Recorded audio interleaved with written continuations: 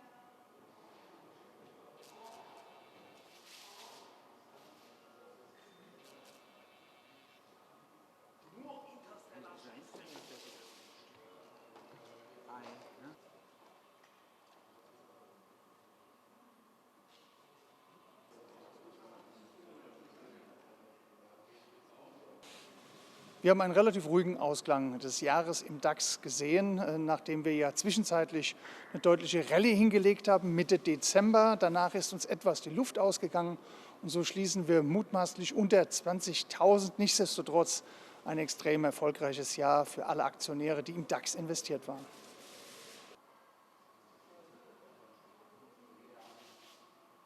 vielleicht halt. Wir sagen eigentlich damals, als das erste Mal drüben war, da war ich im Mode. Also ich würde das mal, wenn man es kulinarisch nimmt, als süß-saures Jahr für den DAX beschreiben. Süß deshalb, weil man natürlich fast 20% hinzulegen konnte und das sicherlich aller Ehren wert ist. Allerdings, und das ist das Saure, haben wir gesehen, dass ganz besonders die alte Industrie, die Energieversorger, die Chemie und ganz besonders die Automobilhersteller massiv unter den konjunkturellen Hürden in China, aber auch den mutmaßlichen Problemen in den USA als konjunktureller Absatzmarkt zu leiden haben. Und das ist sicherlich etwas, was uns auch in 2025 begleiten wird.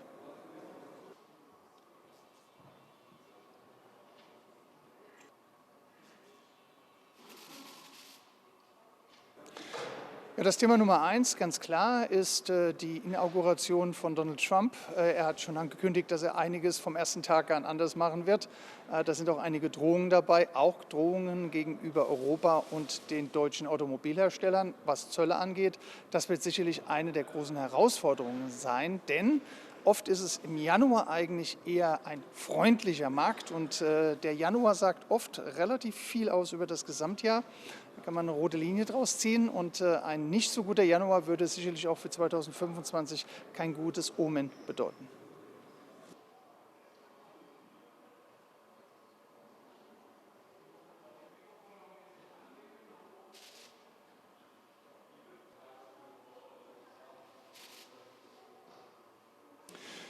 Also was sich der Markt von einer neuen Bundesregierung erhofft, ist zum einen eine ganz klare veränderte Wirtschaftspolitik, sicherlich auch eine andere Sozialpolitik. Man könnte das in allen Bereichen eigentlich ausmalen. Wir hofft im Februar eine stabile Regierung zu bekommen.